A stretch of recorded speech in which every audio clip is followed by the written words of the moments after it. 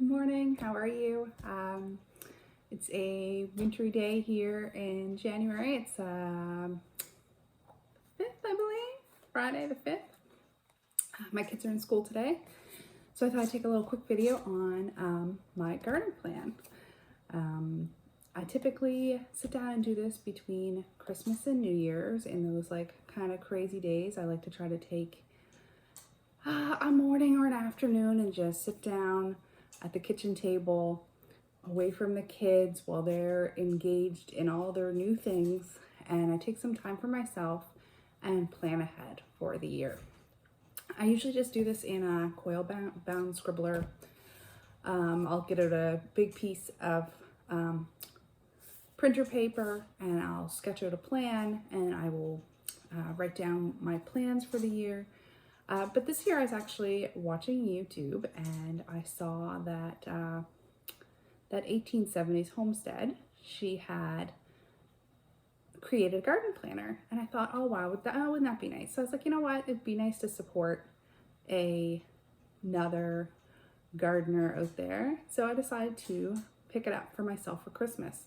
It's a 5-year planner, so that's kind of nice to have everything in one. And the thing I find about scribblers is I tend to start taking other notes in them. I don't have a dedicated scribbler just for garden planning or a dedicated scribbler just for canning. Everything just kind of ends up together and I end up writing grocery lists in them. So I feel this way will keep me a little more organized. I wasn't sure how I'd like it, but I really do. I love how it's organized. A year in my garden, like I said, it's 5 years, so each year has a section. So this section is year 1. So I went through and I'll show you the booklet, and I'll show you my garden plan for the year. I'm very excited for the new gardening season. I hope you are too. So I'm hoping this will keep me more organized, and also I think it would look nice on the shelf. It's just a plain, but you could write on it like 2024 to what? 2028, so that would have your 5 years of gardening. So it starts out the year and your goals. I won't really go through my goals, but one of my main goals this year is to make my garden a little more functional and even less work than it already is.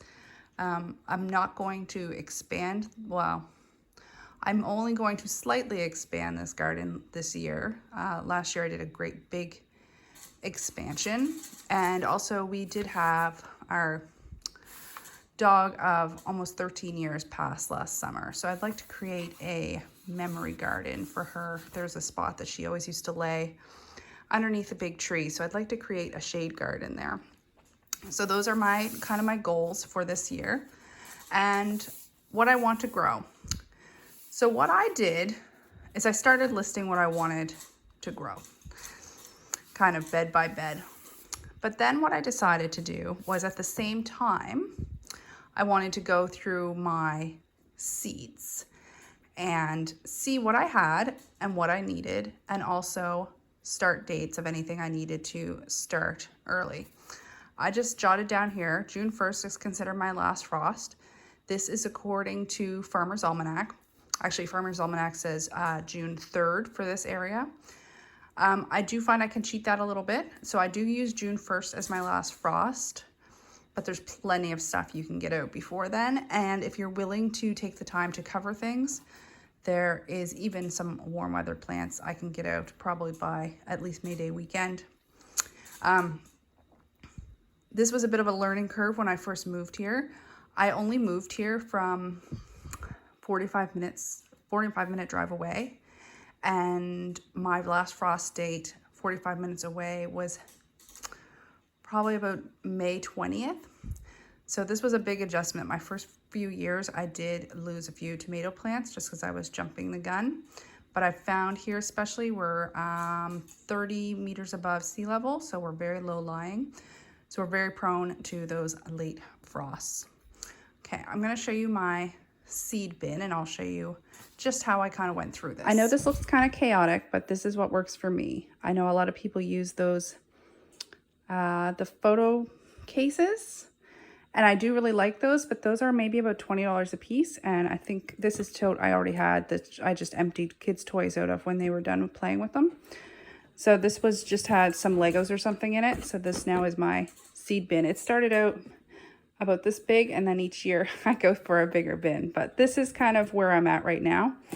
All of these brown paper are all saved seeds that I've saved from my garden. So I've been able to cut down on the amount of seeds I buy. So I'm just going to show you how I have things organized within this tote. So this is all my seeds. And what I do is I bought these little envelopes this year from Amazon. I used to keep everything in little film containers and everything, but I found it was getting quite messy. So now I can look at this and know immediately that anything in a brown envelope is saved seeds. And I do that for two reasons. One reason is if I need to test for germination. And the other thing is for something like the tomatoes, I am occasionally worried about cross-pollination. So if it's something that I'm going to sell in, I do a seedling sale in the spring. If it's something I'm going to sell in a seedling sale, I will make sure I use the known seed brands, and if it's going to be a bit of a gamble, I'll save them for my own garden. All right, so I don't know why asparagus is with these, but this is all my brassicas. So I just basically went through, and I know any seed I have, I'm probably going to grow this year. So I went in and wrote down all my brassicas. So bok choy, pak choy, cabbage, kale, and then, so I know I have lots of all those seeds, so I didn't really need any of those seeds. And then counting back from my last frost date, I'm going to start these as transplants. So I'm going to seed start them. That's the dot. Seed start is the dot. And I'm going to start those about 9 weeks before last frost. You can sheet brassicas quite a bit. You can get them out quite early. And I also have a non-heated greenhouse. So what I tend to do is once I get my tomatoes and things started, those will be moving out to the greenhouse because I only have a limited amount of room. This is squash, so zucchini, squash, cucumber. A lot of these I only have a few seeds of each. Squash is something I do not save seeds from. They really cross-pollinate really quickly, and I really don't have the space to divide them properly. If I wanted to go through the trouble of encasing the flowers, I could save the seeds, but for the $3 to $10 a year I might spend on squash seeds, I would rather someone else do that part. And then I don't like these cucumber seeds. These were actually 50 cents. I bought 5 or 6 packages of them. I've been using them for 10 years. All right, so then this is all herbs. Herbs, I do tend to save quite a few. Cilantro, dill, parsley.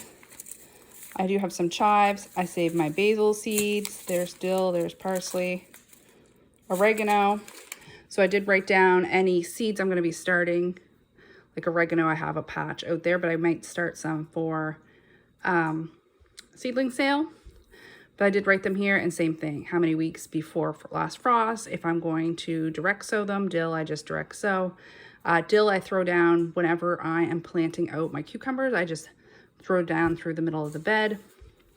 And same thing, cilantro. I do have the seed start here, but I think I had the idea that I was going to sell some of those.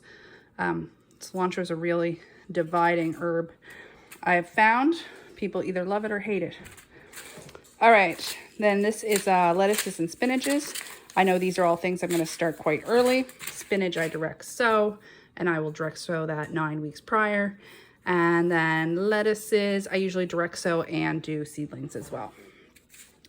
And then I'll just quickly kind of go over these. It's the same thing. Anyway, these are all root vegetables. I think this is all sunflowers. Oh no, these are all nasturtiums. Same thing, I'll just direct sow those.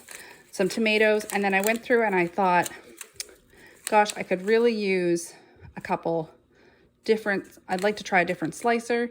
I don't have any cherry tomato seeds here. The cherry tomato seed that I love the most is called Sun Gold, and they're a hybrid, so I can't save the seeds from them, but they do sell them just around the corner from me in a little shop. They sell them, so I usually pick up a package or two of seeds of those every year. These are flowers that are annuals, and sunflowers just save seeds. This is perennial flowers, so hollyhock, poppy, echinacea, lupin. These lupin seeds were originally just from the side of the road that I sowed a few years ago, and now I have a nice lupin patch, so I'm probably gonna sell some seedlings from those. Sunflowers, those, I don't know. I don't need that many sunflower seeds, but we'll see. Leek. I did save leek seeds, and I think, yeah, some Spanish onion seeds. I know I definitely will need onion seeds, and I will need those soon. I will probably be starting those the first week of February. So let's see, I have onions. Onions and leeks need seeds, and this RS is actually Rainbow Seeds. It's a company out of New Brunswick. So Rainbow Seeds, I've actually already ordered these seeds, as well as carrots, beets, potatoes. I will need some seed potatoes, but not that many, and I will just get those from Walker's. It's like a mom and pop feed store, just about 15 minutes away from me. Celery is something I attempted to grow this year that didn't work, but I'd like to try it again, and I did order seeds from Rainbow Seeds from there as well. Asparagus, I did order some asparagus seeds, but I do want to order some crowns as well. And then same thing, squash, I do need a few seeds. Pumpkin, I did buy a Cinderella pumpkin seed to try this year, but I also had last year, I did a hullless seed, so they don't have the casing on them. Fantastic pumpkins, but I don't have any seeds left, so I will like to buy those. They don't sell those at Rainbow Seeds, so I think I'm going to have to, they usually have a Seedy Saturday event in the spring, so, or like February or so. So I'm gonna have a look there, and that's also for peppers. There's a certain type of peppers I like that are only available from some of the smaller seed shops. Leeks, somebody gave me these. But I think I'm just going to grow them out for my chickens. Sunflowers, and then these are all beans and peas, so I won't need any seeds for those. Anyway, so that's sort of at the same time as doing what am I going to grow. I'm also doing my seed starting dates and also seeing what seeds I need and taking an inventory all at the same time. All right, I'll turn you to the next page. I got to clean some of this mess up first, though. All right, so there was my goals and my inventory. The next page, she has a graph where you can lay out your garden. Obviously, depending on the size of your garden, you can adjust how your grid would work out. This actually worked out quite well for me. I did each square being 1 foot. So my total garden is about 60 feet this way by 40 feet to approximately here. This is my greenhouse, but I do actually grow in there as well. So I have a couple different things on here. I did a plan. I did what is in the beds in pencil, but this is my grid. These are 17 by 3 foot gardens. This is already planted. All my garlic is here. And I plan to do my tomatoes and my greens here, so I can do greens, so like bok choy, pak choy, spinach, cabbage. I can do the greens first, and then as I'm taking those out, I can be putting the tomatoes in. Same thing, I have cabbage and peppers here. This is shaded here because currently this is a pathway, and these beds extend this way. I think there's 3 beds, 1, 2, 3. So I'd like to reconfigure these to make these longer. These don't have a border around them. These currently do, but these do not. These are the new ones I put in last year. So I'd like to extend this, and I made these rows only 3 feet, and the current ones here are 4 feet, but I find those very hard to reach into the middle. I'm 5'6", and I think I'm 6'6" sometimes. But I just don't have the reach to properly get into the middle of the bed at a 4-foot bed. I much prefer the 3-foot beds. Over time, these are going to end up the same way, but the wood in these is actually still quite good. So for now, these will stay here. As the wood rots, I will probably move these out to the longer beds. This wood has been here for, well, since we moved in, so that would be 12 years ago. So these beds, the wood is done. It's not salvageable. So this is a fence along here. My flowers are outside the fence. A lot of these are perennials, so I didn't actually write what's in here, but I will add in some annuals as well. I like to do some nasturtiums along the front, and they kind of trail out this way. These strawberries are already planted, but I'd like to extend the bed. Yeah, it's kind of nice to have everything. These beds are 4 foot wide, but the fence is right here. So it tends to accumulate weeds here just because I can't really get in here to clear it. So I'm gonna reduce the width of this bed and this bed. So there's not this big a space between here, just to fit it on the pages nicer. I'm gonna reduce these beds by a foot, so they'll be 3 feet wide. That's my plan. These are all 4 by 8 beds. This asparagus is already planted, hascaps planted. This is actually the garlic bulbules, so things that form if you don't cut off the scapes. So these are already planted as well. These are all gonna be cucumber, but then I'm planting of something else before it. Some potatoes, carrots, and beets. This is my greenhouse. This has a couple garlic and some onion planted already. And then I have this space. This has chives in it. Oh, I think I just got a delivery. That's my husband's boot. So hopefully on Monday he'll be able to get his boot put on, and his cast taken off. What else can I show you? Oh, this is just a weedy area. There's a very large spruce tree. Actually, I think there's 4 right here, which shades this area. So this is gonna be a shade garden in memory of our dog, Charlie. There's a peach tree there. This may be coming out this year. This is its last year to show me it's worth something. If it does not form peaches this year, it's getting the axe. This used to be a fence for our dog's backyard, but this fence has since been taken down, and I've actually added a couple beds over here. They have raspberry canes in them. I do have to move some more, and I'd like to add some blackberry canes and possibly 2 fruit trees maybe over here. I'm thinking maybe plums. And yes, these are already planted. So the one thing that's not on this garden plan, which you may or may not have noticed, is there's no perennial herbs. There's a separate garden on the hill for those. I have grapes that are on the hill, and also there's some grapes along here, along our deck. Squash and pumpkin are not on here. They're also going on the hill, and also marijuana plants will go on the hill. It's legal in Canada. You can have 4 plants per household. So we will be growing 4 plants.